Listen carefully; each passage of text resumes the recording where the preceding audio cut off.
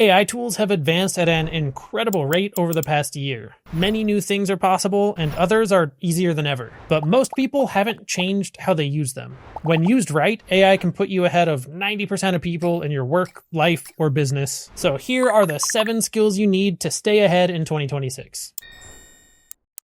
I'll start off with a big one. Anyone who uses AI regularly knows it still hallucinates all the time. If you're just asking it questions and going back and forth on a topic or process, it makes stuff up or gives terrible advice. And it's very confident while doing this. There's a few ways to greatly reduce that problem. But the number one way is with grounding. Whenever possible, give the model real context to work from. Don't ask it to work from memory. Upload or paste in a transcript, PDF, documentation, article, or research paper and tell it, answer based only on this text. If you are unsure or the information is missing, say I don't know instead of guessing. That last part, explicitly telling it not to guess, is helpful and can even be expanded on when needed into a prompt like this. For each main claim, add a confidence label in parentheses, high, medium, or low. Then at the end, list anything you're unsure about or could not find. This forces the model to evaluate its own claims and where they came from, which makes it easier for you to know which parts of the response to verify or double check. And this step of uploading your own context makes a big difference. Taking it further is retrieval augmented generation, or RAG.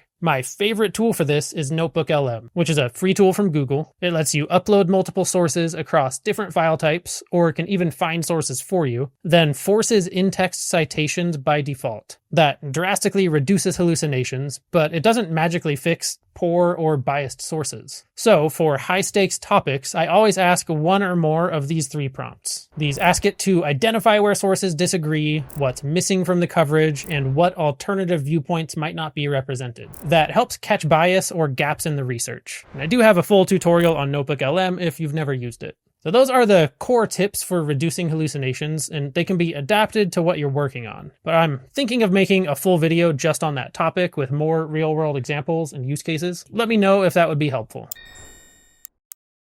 Sometimes ChatGPT isn't the best tool for the job. It might be Claude, sometimes Gemini, or Grok, and the best tool changes all the time. For day-to-day chats, just use whatever you like, but for high-stakes prompts or specific use cases like coding or research, picking the right tool matters. The best way to learn which tool is best for what is with a technique I was calling the roundtable method, but Andre Karpathy, one of the founders of OpenAI, he made a post about using basically the same method recently, but he called it the LLM Council, and I like that more, so that's the name I'm using from now on. But at its core, with the LLM Council, you run the same prompt through each of the leading models, then compare the results. And this is useful for multiple reasons. You see which model performs best at that specific task, you can pull the best pieces from each answer, and you can search for consensus across models, which also helps verify information and reduce hallucinations. You can even ask one model to evaluate and rank all the responses. They're usually very effective at analyzing the results and pointing out errors and which is best. This isn't something you'll do for every prompt by any means, only for high stakes ones where the result really matters, or as a model audition to see which tool works best for specific tasks so you know what to use in the future.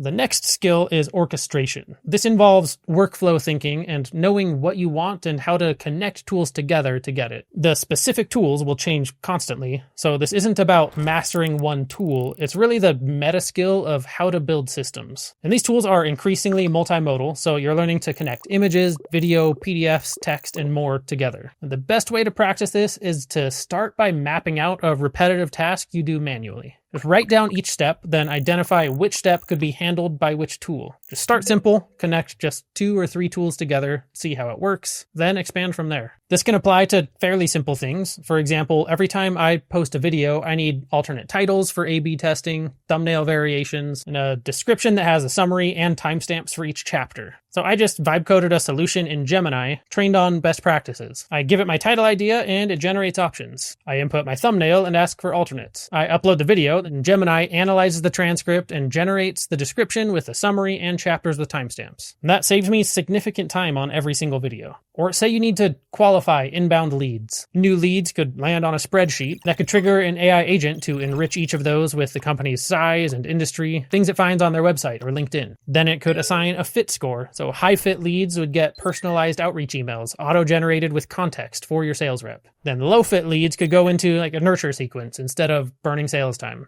Well, that's orchestration, just thinking through the entire workflow and connecting the steps into a system.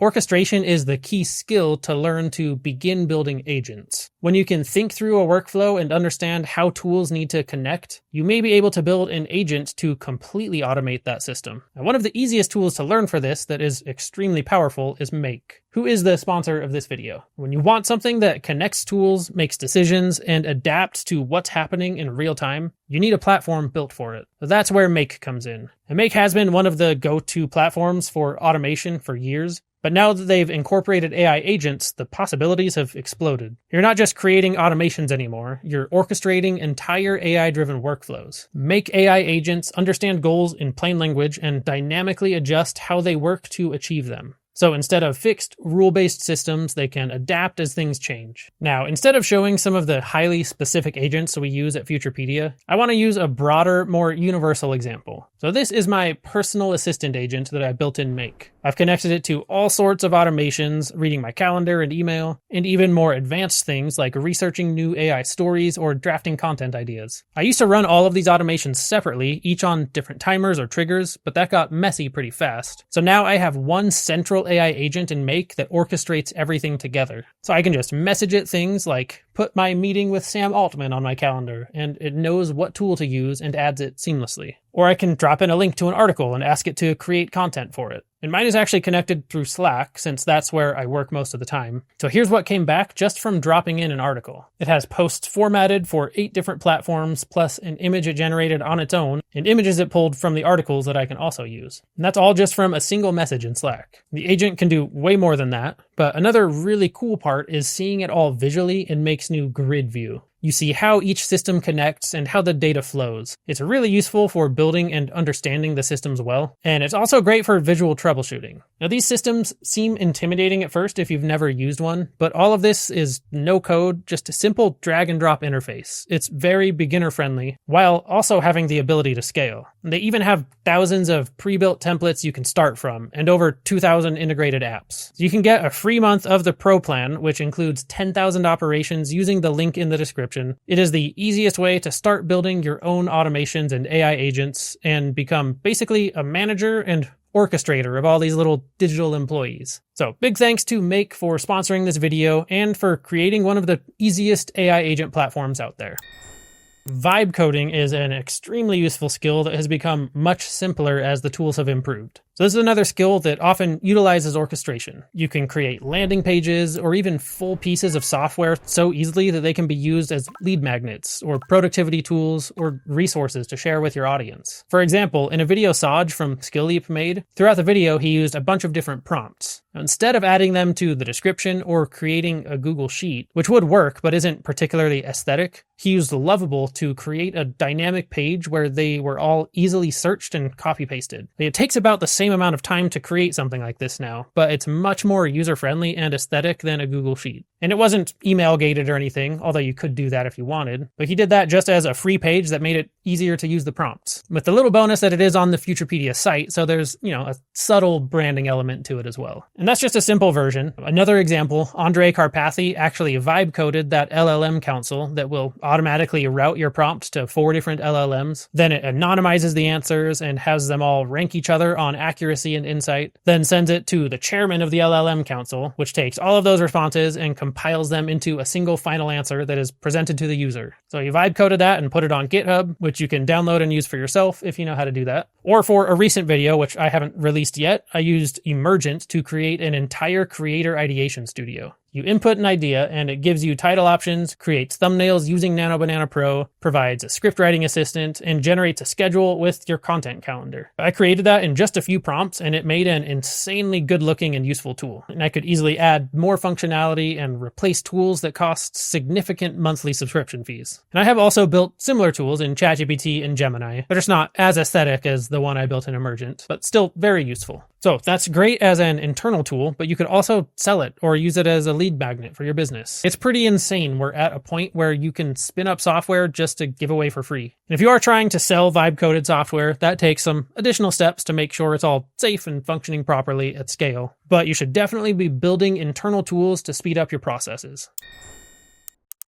Now, I've talked a lot about how easy it is to create tools, content, agents, and software. As creation becomes easy and essentially infinite, curation becomes the bottleneck. You need to focus on knowing what to create, not how to create it. Once you know what to create, you can use everything I mentioned earlier. You can figure that part out. The judgment of what is worth creating becomes the skill. And right now, there is still a bit of an arbitrage where most people haven't discovered how easy some of this has become. So the curation phase hasn't fully materialized yet, but that's the direction everything is headed. And part of curation is understanding when to add your own humanness. The human edge is very important. Sometimes this is just a human-in-the-loop quality control phase at the end of a system. Other times, it's deeply adding your own touch and experiences to the process. That's especially important for content creation. Which brings me to the last but very important point.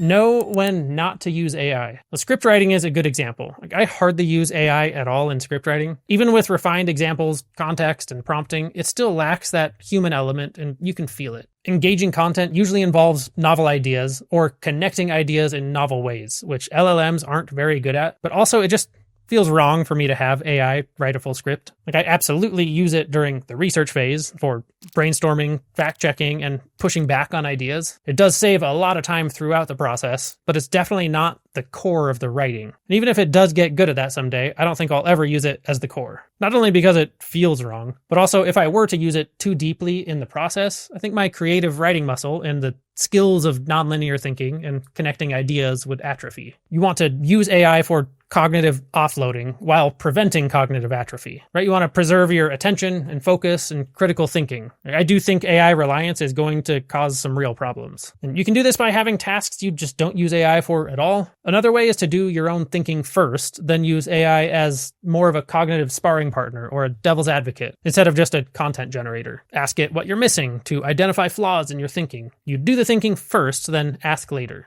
So that's the core AI skills to learn to get ahead and stay ahead in 2026. Plus, I guess the last one is really just one of my random thoughts about AI. That's why I put it at the end. But if you want to go much deeper into learning AI, we have a full course platform at Futurepedia with over 1,000 lessons across over 30 AI courses. You'll find full learning paths on everything from ChatGPT to video generation to coding with AI and everything in between. I think is the best place to master all of the skills I covered in this video. You can get a 7-day free trial using the link in the description, or I left this on the best for viewer setting, so YouTube really thinks you'll like watching this video next. I'm curious how good it is at that.